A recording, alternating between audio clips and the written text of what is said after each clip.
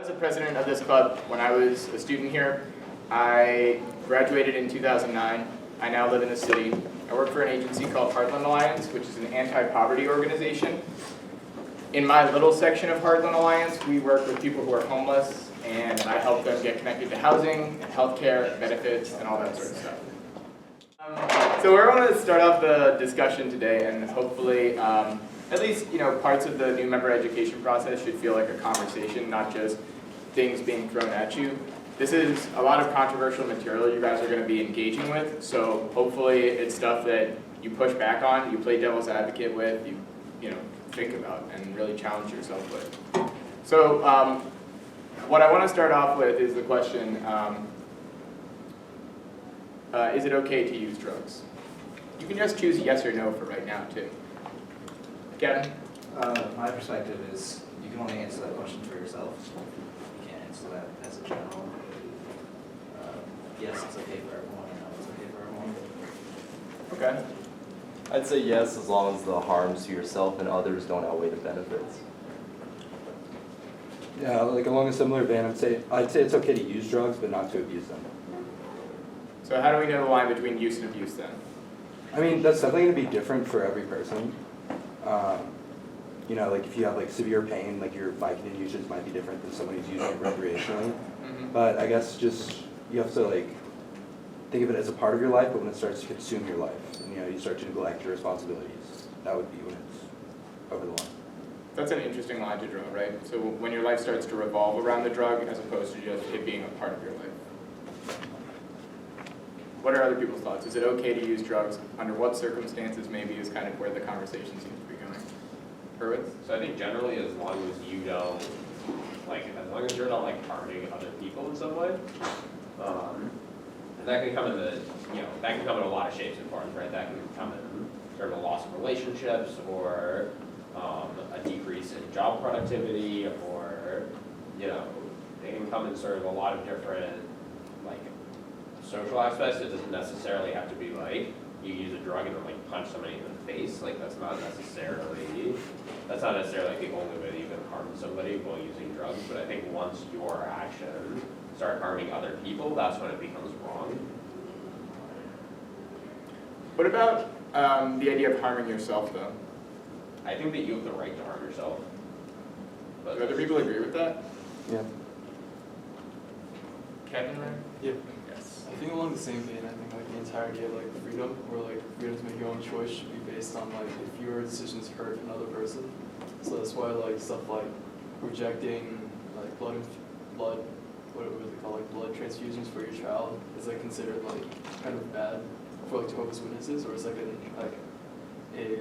huge problem in the medical field or whatever. It's because they're causing harm to their children.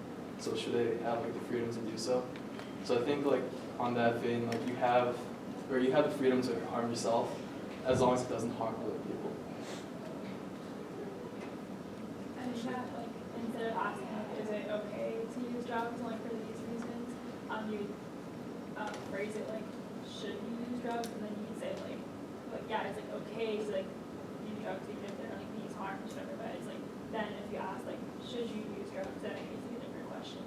Because I think when you ask can or is it okay, and yeah, it's okay to do that if you're, because I think it's okay to harm yourself. But when it comes to questions should you, then it depends. So there might be a little bit more kind of to the idea of should you use drugs? It is a little more complicated when you ask that way, right? Maybe there's other alternatives, things you might be getting out of using drugs that you could get from doing something else, right? Let's go ahead first. On the point of your right to harm yourself, there could be an argument that as members of a society we have a right to, we have an obligation to be in a state where we can contribute to that society in certain ways, so to, either donate money to certain causes or to work in some way to improve it. And if you are using drugs to the extent, or really doing anything to the extent that you're no longer actively participating and instead just sort of passively participating, it could be argued that while you're not causing harm, you're falling short of some duty that you have. Also, on top of that, not just like self-harm to not fulfilling an obligation to society, but self-harm is never just self-harm if you're doing it to a certain extent. Like, society has to help you when you're really hurting, and like that's kind of the thing sometimes the people that are really anti-drug use a lot of time will say, well, now we have to take care of them, and like don't really necessarily agree with that, because I think that's kind of pretty paternalistic, but I don't think you should harm yourself to the point where you have to rely on others, because then that just gives ammunition to people that are really anti-drug.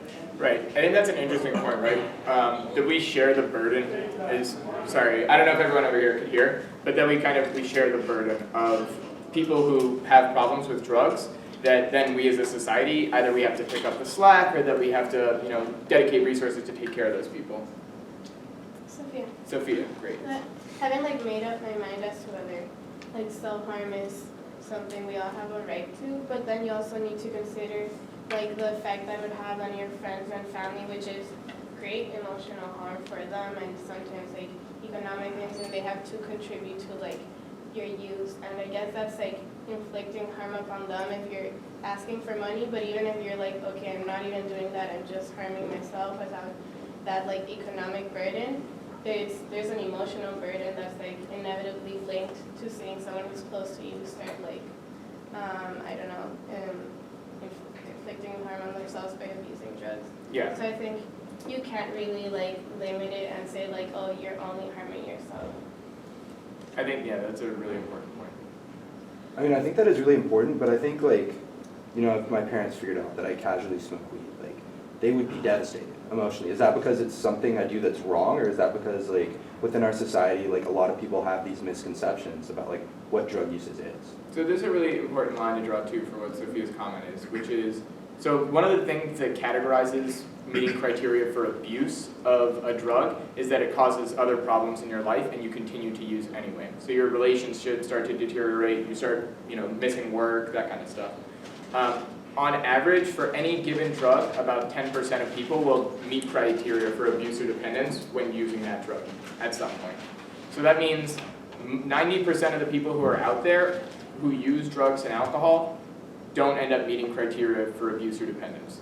So overwhelming majority of what happens most of the time is people pick up a drug, they try it, and either they decide they don't like it, or they find a way to use it in a way that's manageable and doesn't create other problems in their lives. So I think that's an important distinction to draw, because right now I think we live in a society where if your family sees you use a drug at all, they automatically see that as an emotional burden, you're destroying the name of the family, you're hurting yourself and your chances of getting a job someday, and all of a sudden your life is falling apart, even though you're a straight A student, you're going to Northwestern and you just smoke weed, a couple times a week or something like that, right? So I think the main thing, and I don't feel like I'm teaching you guys that much, because clearly you have a good understanding of the nuance of this discussion, right? But the main thing is, I think we need to develop our understanding of what substance use looks like, and that sometimes understanding what problematic use is, right? So that, going back to, I think, Kevin was saying before, that is it okay to use drugs is something that we define individually for each of us, and that we know that once we start to cross certain lines, once we start to, once there's a certain amount of harm associated with our use, that's when we know it's not okay to keep using that drug anymore.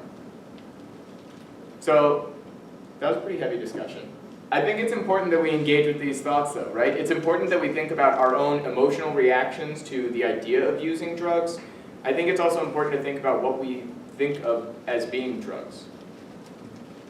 Right, so most people when they hear the word drugs aren't going to think that you're talking about alcohol.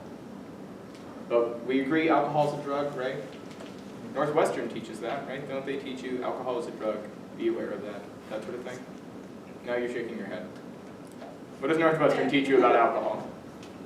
They mostly keep it as a separate issue, when we're doing our Yeah. It's drugs. They have AOD, which is alcohol and other drugs, but in that they kind of call alcohol a drug, but then again they separate. Yeah, and from what I understand, when you're doing your freshman orientation, there's not much talk about drugs besides alcohol, right? No. Yeah, it's mostly alcohol. What do you guys consider to be a drug? You can give me a really generic description, or you can just say things that you think are drugs. I guess just any chemical that alters your perception of reality. So it has to alter your perception of reality in order to be a drug. Okay. That's pretty intense criteria, I think. I think it also encompasses other like chemicals that either like change processes in your body. It doesn't have to like alter your perception of reality, like drugs for like pain will not alter your perception. And it just like, Right. I don't know, I'm targeting cells, I don't know how it works, but like I think it's also So you're pointing out altering like your physical state also. So Yeah. drugs do that as well. Other ideas about what drugs are or what they do? Yeah, go ahead. I kind of think of it as like something that you consume not for the sake of like survival, like something that you consume like for no reason other than just like you want to. Huh. If that makes sense. What about a prescription drug? I was just talking about recreational drugs. So. And that's an important distinction to make. Just like We you have to haven't say established alcohol and other drugs, I think generally when you have a conversation about drugs, you have to say illicit drugs, you have to say prescription drugs, you have to say legal drugs. I think you have to specifically point out to people that things like Tylenol, that's a drug. What are some other things that people don't think of that are drugs? Nicotine. Nicotine. Caffeine's a good one. What about sugar? Sugar is a white powder. It alters your physical and potentially your emotional state. Is that what a drug is? It's a substance. We're saying it alters, your People emotional certainly get state, your addicted physical to state. it. Certainly people become addicted to sugar. They feel like they need it. I mean, what if we look at something like World of Warcraft, where it's not a substance in and of itself, but it can produce like dopamine response similar to like actual drugs. Boom. Now we're really expanding the definition of what a drug is, right? We went from just like one little thing. Yeah, I think it's also important to consider, right, the way that almost anything in our life that we take pleasure in can be a drug. So here's where I'll jump into what harm reduction is. Harm reduction is a paradigm in public health that developed in response to primarily the HIV crisis in the 1980s and also people's drug use as a way to work with people who use drugs. Harm reduction basically takes the philosophy that it's not good or bad to use drugs, but that drug use exists. It's a reality of the society we live in, and so we have to figure out some way to not only reduce the consequences and the harms to the person who's using the drugs, but also to the society that that person exists in. So harm reduction is about making the drug use safer for the person and for the community that they live in. Does that sort of make sense? Okay. Did we ever establish a clear definition for drugs though, or there are definitely some like shades of gray in this, right?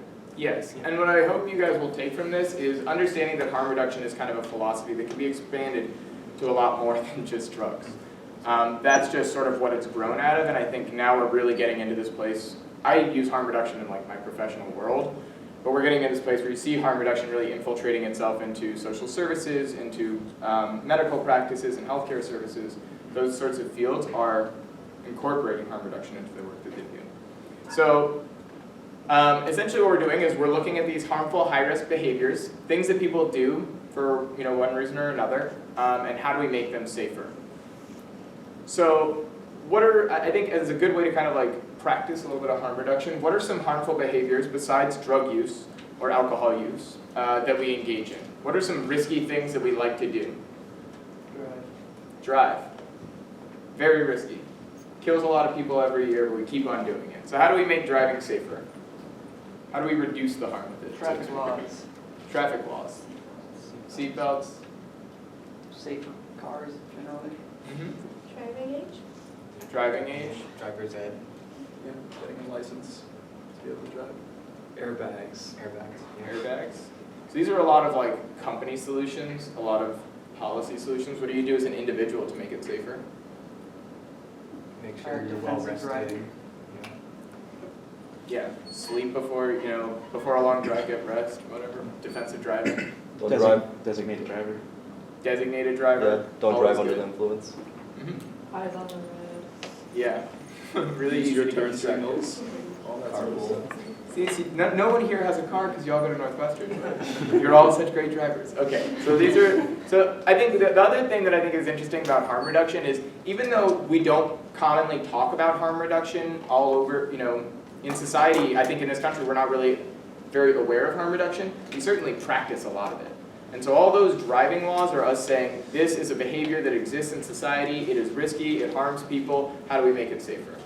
So the same thing when you see alcohol advertisements, and they are always saying designated driver, or please drink responsibly. The message is not, stop drinking, everyone stop drinking. The message is drink and do it in a responsible way. So what are some other risky things that you guys like to do in responsible ways? Or that you can do in responsible ways, I should say. Sex. Sex. That's a good one. Any thoughts on sex? How do you guys make it safer? Or a condom. Wear a condom. Pretty basic harm reduction around sex, and like passing out those condoms all over the place on a college campus. What else do you guys do to make sex a safer activity for yourself? Sex education. Sober consent. Consent. Consent, yeah. Good job. Francis would be really glad that consent got mentioned in this conversation. Yeah, establishing consent is a really important part of reducing, I think, a lot of the harm that happens around unwanted sexual contact, which can be obviously very damaging. So, what about something like less traditional? So what about sports? You consider that a high-risk behavior? Right? How do we reduce the harm around sports? Helmets, shin guards, depends on the sport. Depends on sport. Penalties for like certain actions. You guys get this. You guys are harm reductionists already. I don't even have to teach you anything else. So I think you guys kind of get the way that harm reduction works, right? It's that there's ways to do almost any dangerous activity in a safer way. And I think when you start applying that and shifting that focus to drugs, all of a sudden that idea becomes really hard for people to fathom. That although they can see all these other dangerous activities and the way we reduce harm around them in society, the idea of reducing harm around drugs by doing anything other than abstinence is really uncomfortable for people. So we have to be respectful of that. It's a big change for a lot of people to accept. And I think even just going back to what we were saying before about 90% of the people who try any drug don't develop problems with it, that's one of the most basic things that people don't understand.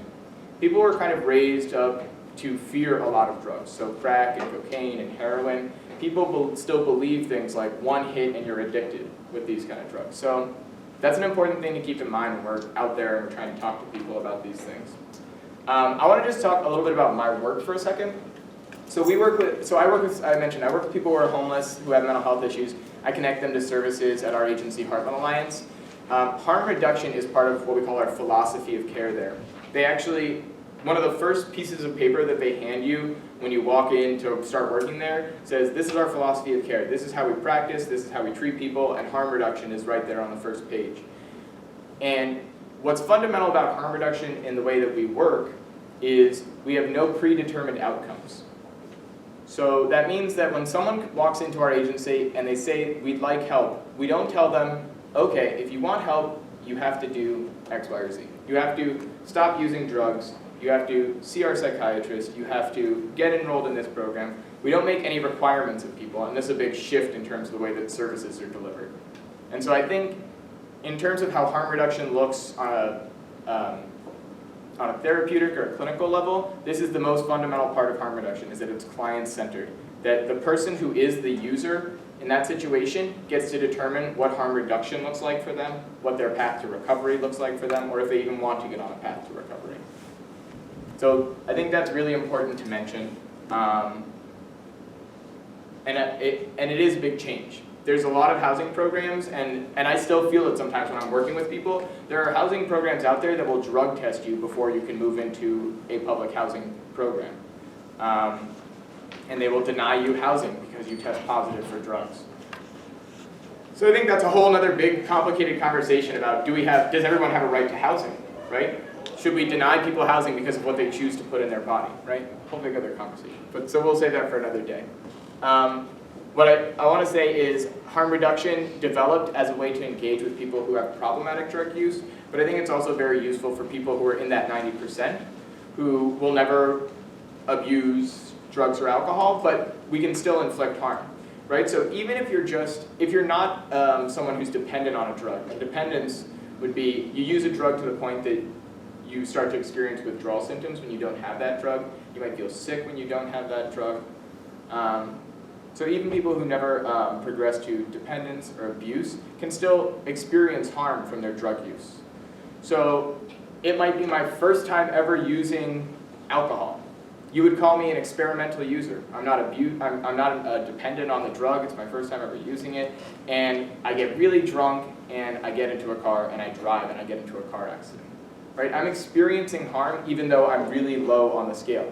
Whereas someone who is a 20-year user of heroin, who is dependent on the substance, who gets sick if they stop using it, they might use clean needles every time. They might always use in a safe place. They might buy their drugs from someone who they know. They might really be able to reduce a lot of the consequences. So even just looking at how someone uses doesn't necessarily define what consequences they're going to experience. So, oh, do you guys all have handouts? Yes, you do.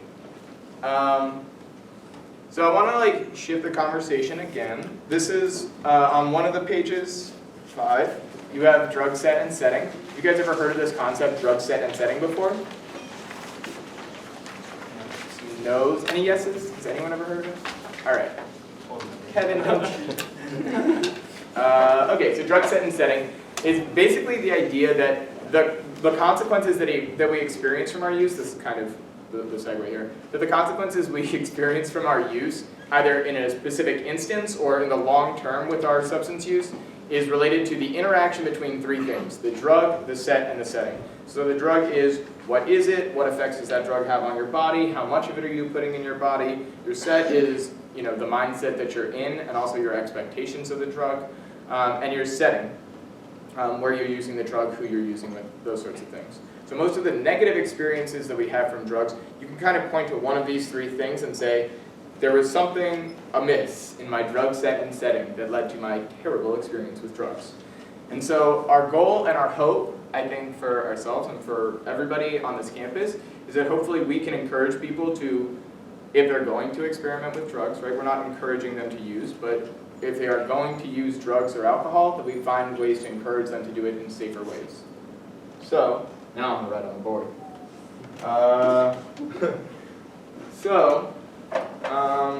Does someone want to help me write? Will you guys help me write on the board? We're gonna make lists of things. So we're gonna talk about safer use of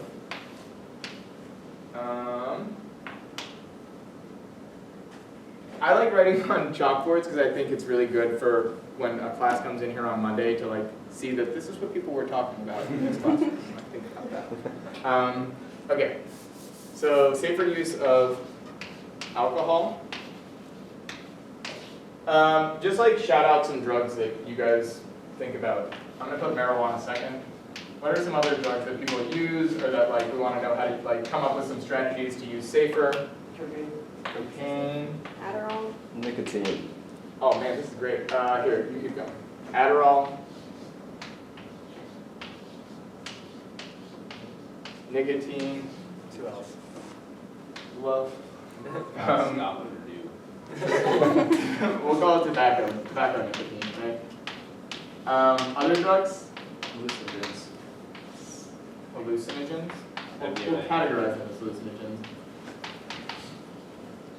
Do we mean like LSD, mushrooms? Yeah, there's lots of those. Other ones? MDMA. MDMA. We should also call, do you want a Ecstasy, separate Molly. category for Molly and ecstasy? Okay. Prescription drugs. Look how many drugs we can put on the board, guys. Okay, so let's start going through. Do you guys want to do like, just like come up with one for any of them, and then we'll start writing them down. Let's do it that way. So where do you guys want to start? Someone tell me a safer way to use any of these drugs. Cocaine, don't share straws. Don't share straws. Do you go to see Eddie's film? No. What is sharing I straws? don't know, just like. So tell us about why you shouldn't share straws and what the hell you're talking about. So I mean, like, a lot of people like chop down straws to snort it, and it's just like, if you put it in your nose and like someone else like has germs or something that you share with them, you can easily exchange a lot of diseases. It's cutting up your nose, so you're like sharing blood, really. Yeah. Hepatitis C, I think, is a concern. Wow. with sharing straws. Hepatitis C. So hepatitis C is like it's like very dangerous virus, easily transmittable. It's more easily transmittable than HIV, so it's very prevalent. You make an excellent point. Your nose is very easy to cut up. People use straws to snort cocaine, and if you share straws, you run the risk of swapping blood with the wrong person, or swapping those germs with the wrong person too. So don't share straws. Has nothing to do with stop using cocaine. It's just use it in a safer way. Good examples. Oh yeah, wait, sorry. While I'm on the no use of any of these reduces the most harm. But I think it's arguable that some of these drugs might create benefits that outweigh some of the harms. But I will say, in terms of reducing the physical harms, if you don't use any of the drugs, that is the least harmful way. But that's a boring thing to put on the list. Go ahead, Kevin. I was going to give you a shout out for something that you taught, that if you're going to use cocaine, have a stack of Post-it notes. Right. Each person a Post-it. Cool. Yeah, so everyone's sharing a $100 bill. yeah, oh God, don't use money. Yeah, money is real dirty. It's like, you feel like a boss for a minute, but like, it's not worth it. You're better than that. You don't need that dirty thing in your nose. So yeah, Post-its are clean, they're pieces of paper. You keep a stack on your desk anyway because you're in school. And so when you're ready to do some cocaine, you put your school book aside, and you put Post-its, and you twist one up for each person, and everyone has their own straw. So use Post-its, not money. All right. So why don't we stay with stimulants? Any ideas for how to use Adderall in a safer way? Go ahead. I would say for Adderall, make sure you still eat and sleep. Oh yeah, great one. So this is true of any stimulant. Eat and sleep. So what happens when you take Adderall? Not you personally. I mean, like, what happens when a person takes Adderall? Like physically? Yeah. I don't know, you just like feel up and like energetic and stuff. Mm-hmm. It's an appetite suppressant. Food tastes terrible. Food tastes terrible. Yeah. I wouldn't say it tastes terrible. Just no interest. No interest in eating, yeah. So you have like a high energy and low appetite. This is pretty much common to any stimulant that you can take. So cocaine does the same thing. So does meth. And Caffeine on a lower level.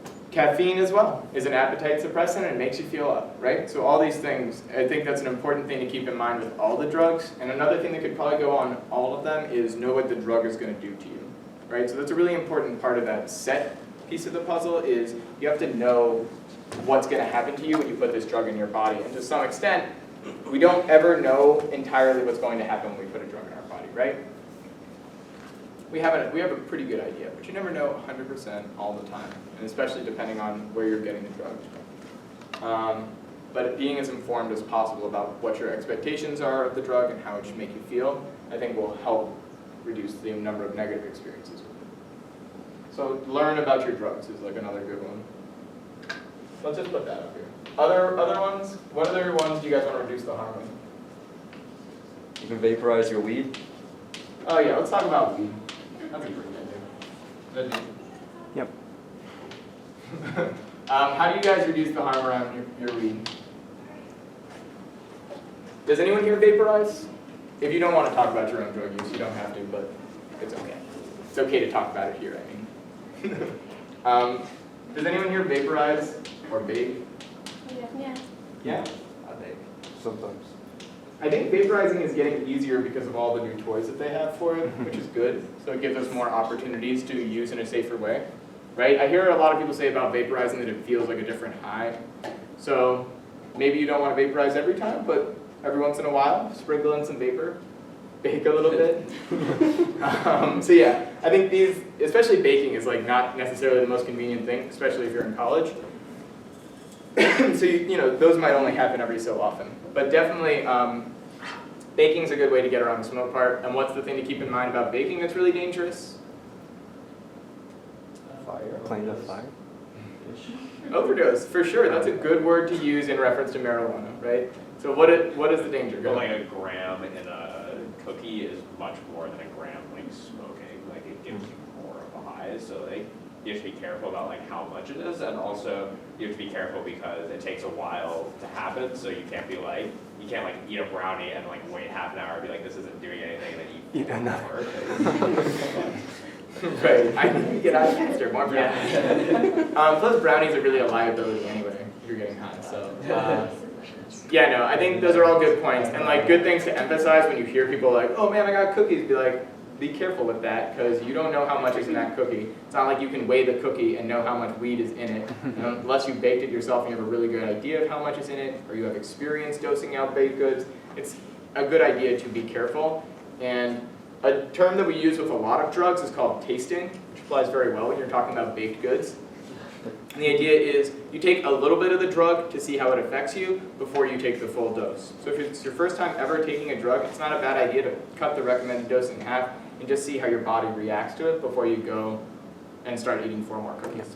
Another term I've heard for that is minimum effective dose. Yeah. I think that's, or your threshold dose is like an important thing to find. And you can taste, like, if you are using like harder drugs, if you use like a new source to get it, you should probably taste it too, right? Yeah, absolutely. What about marijuana? What are some other ideas about how do you reduce the harm around marijuana? You don't need to hold it in. Don't hold it in.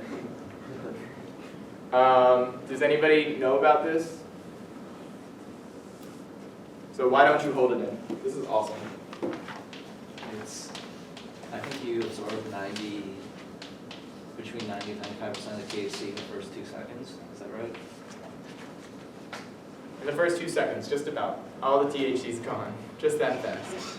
So like all those times where you see videos of people like hitting bongs and like holding it in as long as they can, like those kids are the ones who are in like middle school and high school who smoke weed. And like your parents and like their parents, everyone else who smokes weed who's a grown up, that's not how the grown ups smoke weed. It's just like inhale, exhale, you know, it actually does cause more damage to your lungs, you know, it is smoke, it's inside your body, and holding it in there longer doesn't get you any higher. So I think another like good general idea to keep in mind with these things is you're trying to get the effect you want from the drug and reduce the amount of harm with the drug. So if it's not getting you any higher to use that way, why are you doing it? You know, if it's just harming you and it's not helping you enjoy it more, then what's the point? Okay, so yes, don't hold it in. And I think especially true if you mix with tobacco. So that's pretty common, I think. So mixing tobacco and marijuana is more harmful. And Mixing any drugs. great. Oops. Alright, mixing with tobacco. Which other drugs are harmful to mix? Alcohol. So, want to put that under alcohol, Scott? Alcohol's over there. So, or under cocaine, then. Whichever one you can reach. Mixing with tobacco is harmful. So why is it harmful to mix alcohol and cocaine? Alcohol and marijuana or cocaine? Alcohol and cocaine we're talking about now. It makes like cocaethylene or something that's like a compound that's just really, really awful for your heart and liver. Is alcohol a depressant and cocaine's a stimulant? So like alcohol makes your heart like beat slower, and then cocaine is a stimulant that makes your heart beat faster. So it's like not good. Yeah. Get those mixed signals. So yeah, I think both of these are really good points. So first off, like if you continually use alcohol and cocaine together, over time it builds up a third damaging substance called cocaethylene, very damaging to your internal organs. And also, you're essentially putting a stimulant and a depressant into your body at the same time. You're putting a lot of strain on your organs again. I think also just the general effect of the drug is because you feel really up and you feel really alert from the cocaine, you don't notice how much you're drinking. And so you're at greater risk to poison yourself with alcohol. Let's talk about alcohol. No, sorry, Kevin, you want to say I was something? going to say, this is kind of controversial to some people, but for marijuana, don't drive while you're high. Don't drive while you're high. Why is that controversial? Some people think It they drive has better. mixed effects on people, I guess.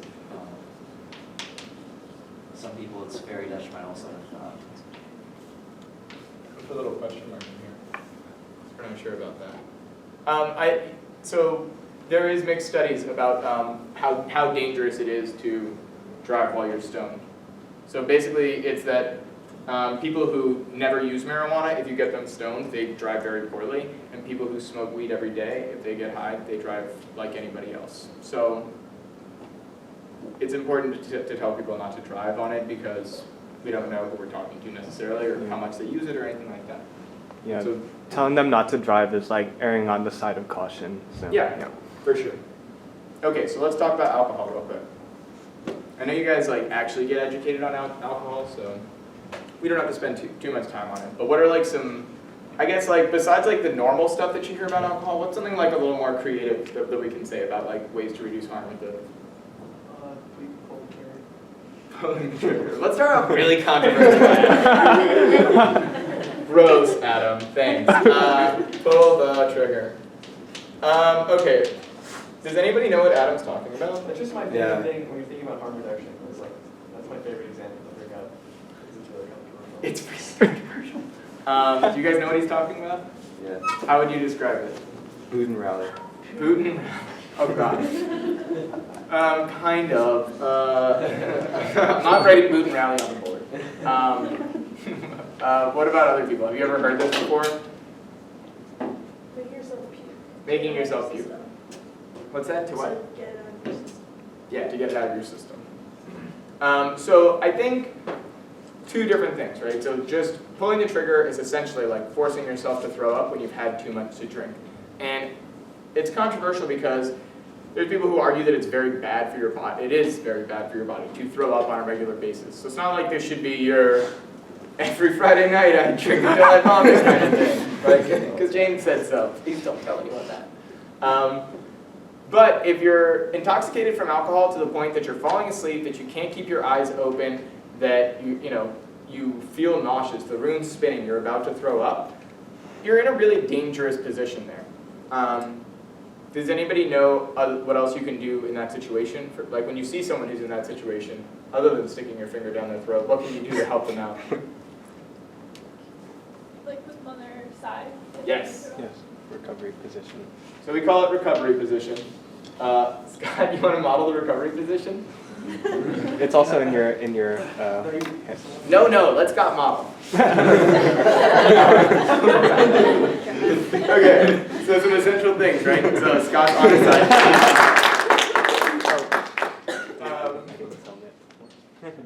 So yeah, and again, a lot of these things are across, like work across the entire board. But so recovery position is essentially getting a person on their side, putting something potentially behind their back so they don't roll over on their back again, turning their leg over on their side also, trying to prevent them from throwing up in their mouth. The other alternative to this, if you feel yourself in a situation and you don't want to just like rely on the recovery position, you're really worried about throwing up, you can go to the bathroom, force yourself to vomit, and that way, if at any point in the night you're still feeling nauseous, you're not going to be throwing up into your own mouth, which as bad as pulling the trigger might be, as bad as it might be for your health, we would obviously much prefer that to somebody falling asleep. What? Or alcohol overdose. Overdose in general. So what is, I think overdose is an interesting thing. It's a bigger issue that I'm very interested in, but there's not a clear definition of it anywhere. So how do we know that we overdosed on something else? Because we're gonna make our own definition right now. There's no like correct definition to this. I'm telling you, like how people define overdose changes from place to place. What I will start off by saying though is overdose doesn't mean you die from it. You can overdose and live. So how would you guys define an overdose? Can you overdose without like medical intervention? Absolutely. That would be my definition. It's like without, like you use so much of a drug that without medical intervention you would have like died or maybe like gotten really close to dying. If somebody uses heroin to the point that that their body's like shutting down, their breathing slowing down, their heart rate slowing down, and they fall asleep, and their brain is being deprived of oxygen for a while because their breathing has slowed down so much, and then they wake up from it, right? It might be like a really deep nod. Like they might wake up from that, that person is overdosed, right? Like we could say that's an overdose, and he might have just passed out where he was using and woken up from it. So I don't necessarily think medical intervention is necessary for an overdose. If you can get a medical intervention when an overdose is happening, that's probably the best case scenario though, right? To make sure someone's safe. What do you guys think? What would define an overdose for you? Marco? I guess like when a person unwillingly either shuts down or is close to shutting down. Is that a? We're making it up. Leah, maybe? Yeah. You can say like when you use enough of a substance, like that your body starts rejecting it almost, or doing kind of shutting down, I guess. So your body starts to malfunction. And so I think, with alcohol, if we're talking about alcohol overdose, and I think that right there really broadens the definition of what an overdose is. Like, is the person who asks you the same question 2 times in a row overdosing on alcohol to some extent? Right? The person who's like, hey Kevin, how's it going, man? And you're like, oh, I'm doing pretty good, just hanging out. I'm like, cool. I look around for a second, I'm like, Kevin, what's up, man? How's it going? Right? Like, something is malfunctioning with my body. My memory work is supposed to work better than that. I have used alcohol to an extent that it is now causing my body to malfunction, right? How do you guys feel about that? Is that an okay definition of overdosing? Like, it's more of like the really split the word into 2 things, like dosing more than maybe you intended to, getting an effect from the drug that you didn't want to, right? Use alcohol to try to be like social, maybe, depending on who you are, but you use it to try to be social, and then you go and you make an ass of yourself in social situations. That doesn't work, right? That's working to a cross purpose. All right, so I want to get a few more things on the board here, because we're almost at the end of the time to talk about this stuff, and then we'll take a little break before we do more. Sure. Yeah. Okay. Tobacco. Any tips for smokers on how to be safer, but not stop using tobacco altogether? You can vape tobacco as well. Can you? Also a question. E-cigs. Also a question mark. E-cigs, Oh, yeah. yes. So is vaporizing safer? We're still trying to figure that out. Well, it'll still give you cancer from the nicotine, but you won't destroy your lungs. So. What else? Tobacco? Nicotine? What do we do to reduce the harm of it? Roll your own cigarettes. Roll your own. Because? Because there's less crap. You can control your dose too. There's less crap, and yeah, you can control your dose. You don't have to smoke an entire cigarette. And it's harder because every time you want a cigarette, you have to roll one. Control, so timing. It adds an extra step into the process, right? It's not as easy as just that's not how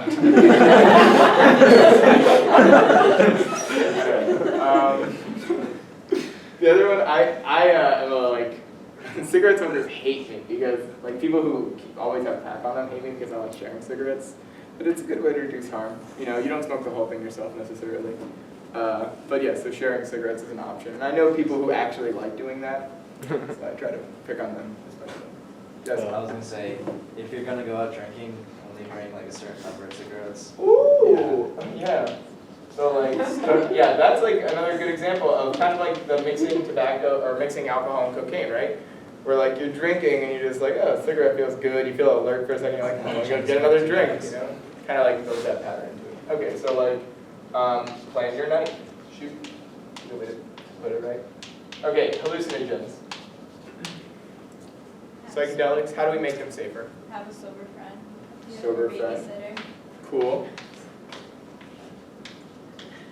Staying hydrated, I think applies to all of these. Hydration. I met Trip this guy- sitter? Cute. I met this guy once, he told me you should always have a shaman. I think that's what a trip sitter is, maybe, or A shaman. shaman, more like a guide, right? I like the idea. So people kind of have speculated about what would it look like if these drugs were legalized. And in the testing they're doing right now, where they're trying to find therapeutic uses of hallucinogens, there is. I don't think they call themselves a shaman, but they're probably researcher or professor or something like that. But there's someone there to guide them through, essentially like a counselor to help them navigate the difficult experiences that might come up as part of using that psychedelics to help them wrestle with important issues that they might be thinking about, so that sort of thing. That's definitely among the most controversial research topics that I can think of. Yeah. Yeah. Yeah, safe, non-stressful environments. Yeah. Yeah, that's the setting Uh-huh. set. So yeah, environment's really important. Do you like, oh, sorry, Herbert. Also to go back to like taking it when you're in like a good frame of mind. Mm-hmm. Yeah. Like psychedelics are really gonna like enhance the current frame of mind that you're in. So if you're in like a really bad place, you have a really bad trip. Do you feel like, I don't know if everyone has experienced all these drugs, but like if you've taken hallucinogens, do you feel like you're more emotionally susceptible with that drug than with other things? I guess which ones are the ones you're really like emotionally volatile with? Hallucinogens. Sorry, go ahead. I'd say like alcohol makes some people super For sure. So alcohol, you can get really emotional. So what do we do to like be careful about that? Smoke. I know what my mood's gonna do.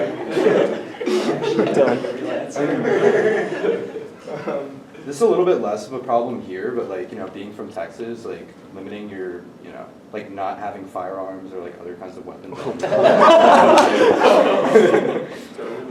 Totally true. Yeah, Don't carry weapons on you. No, like my grandma has always I know revolver. Yeah. Okay. Yeah. MDMA, I think, is another one where you're really emotionally volatile. Not volatile necessarily is the right word. What do people think MDMA does as far as your emotions go? I think it makes it really extreme. Extreme? Yeah, you're like polar opposites. Like, or like if you feel happy, then you feel really happy. If you feel like sad, you feel really sad. There's no like in between. I think that's more so true of hallucinogens or psychedelics than for MDMA. MDMA is like pretty purely the like happy world. But the come down can be pretty intense. That's a good point. Okay, so yeah, prepare for the come down. Is a good one. How do you prepare for the come down from MDMA? Anyone? There's a lot of vitamins. Or like, what should you expect in the come down? Just be awake for a really long time. So not being able to sleep. So remember to sleep. Yeah, what's that like? The like supplement that you can take? 5-HTP. That one. There's a number of supplements you can take to make Not just like MDMA safe. Magnesium. It's a precursor to serotonin. Okay, yeah. Yeah. So supplements, I think, can also help with like nutrition. We mentioned like this also has like stimulant effects. So like again, eating and sleeping is good. So supplements can kind of help with like renewing some of those nutrients in us. What about, we know water is good when you take Molly, right? How much do you think is the right amount to drink? More than you think. More than you think. Jeez. That's a dangerous thing to tell someone. Just drink as much as you could think of. Okay. How much water? Isn't it bad to drink too much water? Yes, Yeah, it's bad to drink too much certainly. water. So So. like maybe like a bottle an hour? Yes, that's true. How much is in a bottle? 12 ounces. Somewhere between 8 and 16 ounces, depending on how, depending on how active you are, right? So if you're like the type who likes to hang out at your house with all your close friends on MDMA and like line up, you might touch each other. So I don't know anyone like that, but just kidding. If you're that type of person, then you probably don't need to be drinking 16 ounces of water. If you're like raging at a club and you're sweating your ass off and your heart's pounding, so that would be different. So I saw a hand, so you can just start talking while I'm ready. I guess getting a testing kit. Ooh, Testing kit. yes. So yeah, this is something that's also becoming, I think, more common, more popular. For anyone who's familiar with the organization Dance Safe, they offer testing kits that you can use to actually figure out what's in your drugs. A good thing to keep in mind is it's really hard, even with a testing kit, it's hard to know everything that's in a drug. Yeah. And MDMA is one of the most common things to cut stuff with. So anything that'll make you feel excited or good or happy, they'll add that in. The one thing I would add about like the set and setting for here is the people you're around, I think, is very important to the drug taking experience. And so surrounding yourself with people who you trust and who you feel safe with and comfortable with is really important. And so if you ever encounter someone struggling with a difficult experience from one of these drugs, that's one of the first things to try to establish with them is a safe place or safe people to be around. I think this is a good list. You guys want to take a break now? Sure. Cool, let's stretch our legs and get some water.